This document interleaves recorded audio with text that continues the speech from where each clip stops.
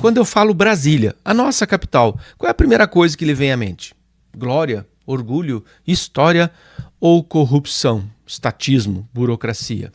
Você sabe que Brasília foi construída por comunistas. Pois é, você já percebeu que não há monumentos representativos da história fundamental e fundante do Brasil?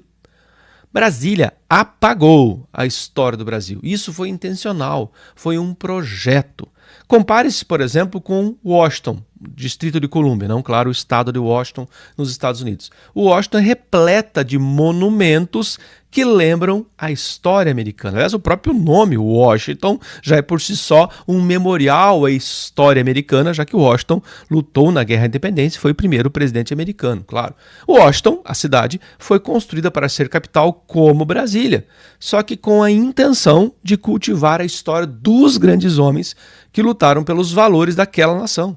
Se você perambular para o Washington, você vai encontrar todos os monumentos que fazem lembrança. O Lincoln Memorial, por exemplo, o famoso Lincoln Memorial, aquele que o Lincoln está sentadão numa cadeira, numa poltrona enorme. Lincoln Memorial é para lembrar, Memorial para lembrar, trazer à memória justamente a vitória na Guerra Civil, a reunificação do país e, claro, por tabela, a libertação dos escravos, que tem como catalisador justamente o Abraham Lincoln. O Jefferson Memorial, ainda em Washington, que fez a Declaração de Independência, que tem justamente os valores que até hoje são importantes na nação americana, como, por exemplo, o da defesa da liberdade. O próprio Washington Memorial, que lembra então, claro, o primeiro presidente americano, que é o prédio mais alto em Washington, ou seja, não pode haver nenhuma construção na capital, em DC, que seja maior que o monumento em Washington.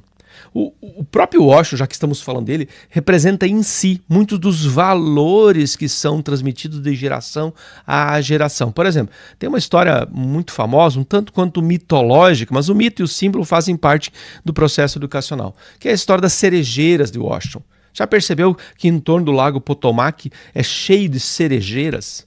Washington teria recebido do seu pai um machado de presente. E com esse machado, o jovem, a criança Washington, teria derrubado a cerejeira favorita do pai dele. O pai, furioso, encara o jovem Washington e o pergunta: "Por que você fez isso, meu filho? Foi você que derrubou a minha cerejeira favorita?" E o filho teria respondido: "Pai, eu não consigo mentir. De fato, fui eu que derrubei a cerejeira." O pai, em vez de puni-lo, teria dito: "Prefiro um filho corajoso e honesto a um pomar inteiro das melhores cerejeiras." Isso é educação, o valor da honestidade naquele que vai ser o primeiro presidente americano. Dentro do pátio da Casa Branca, ainda obviamente em Washington, tem a estátua do Andrew Jackson. Andrew Jackson é o cara que expulsou os ingleses na Batalha de New Orleans em 1812, chamada de Segunda Guerra da Independência, pouco mencionada nos livros de história. Há ainda uma escultura do Martin Luther King para lembrar, veja, uma história mais recente, anos 60, para lembrar justamente da luta pelos direitos civis. Enfim, você pode perambular pela capital Washington e encontrar milhares de estátuas e monumentos que lembram constantemente da história de uma nação.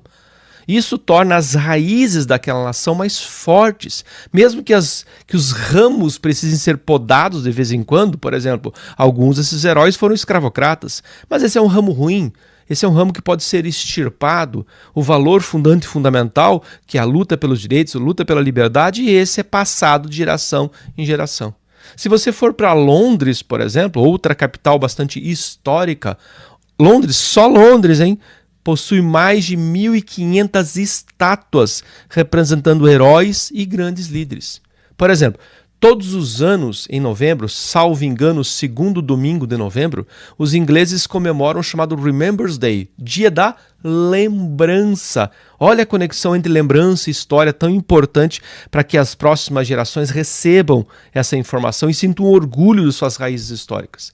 Nesse dia, no Remembrance Day, em segundo domingo de novembro, os britânicos lembram todos aqueles que morreram nas duas grandes guerras mundiais. Todos usam flores de papoula na lapela, coroas feitas de flores de papoula. Há aí uma mitologia, novamente o mito e o símbolo por trás da reprodução histórica. Essa flor, a flor da papoula, seria, segundo a crença dos britânicos, a primeira flor que teria nascido nos campos de batalha após a guerra. Seria uma flor resistente, portanto, que representaria justamente o renascimento. Jovens que não fazem nem ideia, a não ser a ideia escolar do que foi uma Primeira e uma Segunda Guerra Mundial, levam seus filhos para lembrar avós e bisavós que tombaram em nome de um ideal, o ideal da liberdade. Isso é cultivar a memória. Cultivar a memória, cultivar cultura, história. Mas e Brasília? Há lá em Brasília algum monumento a Dom Pedro I pela luta pela independência?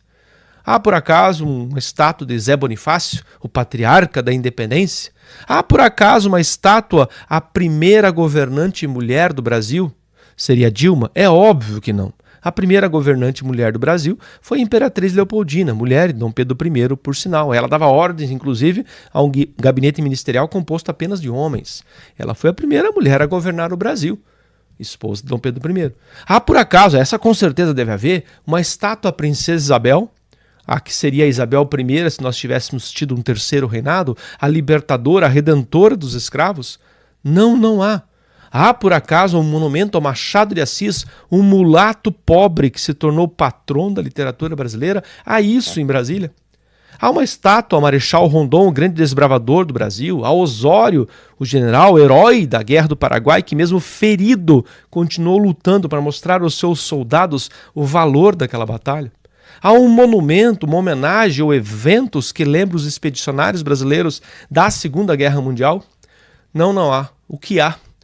Há essa estátua, que é supostamente o túmulo, a tumba de Juscelino Kubitschek, o fundador, que se você perceber na estátua de JK em Brasília, lembra uma foice e um martelo, que você sabe muito bem que são símbolos soviéticos. O maior monumento que você vai encontrar é a Antena TV sobre o Eixo Monumental. Veja o nome, Eixo Monumental. Ironicamente, o Eixo Monumental não tem monumentos. A estranha estátua da justiça em frente ao STF, por que estranha? É uma estátua da justiça que você conhece muito bem. Ela normalmente é reproduzida como uma senhora, a deusa Têmis, segurando uma espada em riste, uma espada ameaçadora que representa a punição, a coerção da justiça, e na outra mão ela possui uma balança, como sinal de equilíbrio, de equidade, de forças proporcionais. A nossa estátua da justiça está sentada sem balança. Emblemático a nossa estátua da justiça não ter uma balança que indique o equilíbrio na justiça. Brasília, de fato, com Lúcio Costa e o comunista Oscar Niemeyer, sim, Niemeyer sempre se declarou comunista, morreu um centenário comunista. Criaram uma capital de concreto para cultuar o Estado. Repare, o Eixo Monumental em Brasília é cercado por prédios públicos. Qual é o maior monumento no Eixo Monumental? Os prédios públicos. Brasília foi construída para cultuar o Estado, exatamente como os comunistas pensam. O Estado é o grande Messias.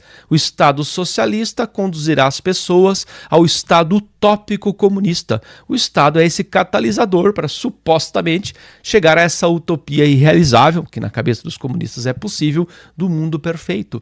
Então o Eixo Monumental de Brasília cultua quem? O Estado, o estatismo. Isso foi feito intencionalmente, deixar toda a história brasileira nas suas duas outras capitais, em Salvador, que foi a primeira, e no Rio de Janeiro, que foi a segunda. Se você perambular por Salvador ou por Rio, você vai encontrar alguns monumentos históricos, não é mesmo? Então, a mudança de capital para Brasília inclui esse processo de mudança de mentalidade do brasileiro. Esqueça a sua história anterior, sinta vergonha dela, despreze os heróis anteriores e passe a cultuar os novos heróis. Mas, ora, por que eu preciso de heróis para me encerrar esse nosso segundo videozinho? Ora, heróis são exemplos, heróis são modelos, heróis são guias. Como os santos e os mártires da religião são modelos de conduta, de virtude, nós temos heróis. Mas ou são escondidos, manipulados historiograficamente, para que nós não nos modelemos nele, ou são falsificados, como é o caso do Zumbi dos Palmares, por exemplo, ou Tiradentes. Aí com a intenção de atender alguma agenda político-cultural.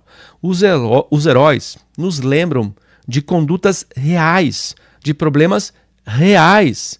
As ruas, as praças, os monumentos são como livros de história. A lembrança é o alimento da cultura, que por sua vez é a fórmula que lá na infância de uma nação serve como uma espécie de adubo, que continuamente, a cada nova geração, alimenta os filhos que substituirão os pais, com base, claro, nos mesmos fundamentos que formaram a nação. Daí a importância dos heróis. Em nosso caso, toda a glória do passado, e houve, dos grandes e corajosos homens, foi e continua sendo apagada ou difamada ou falsificada por aqueles que desejam um Brasil não mais ocidental, não mais cristão, mas um Brasil progressista, um Brasil socialista.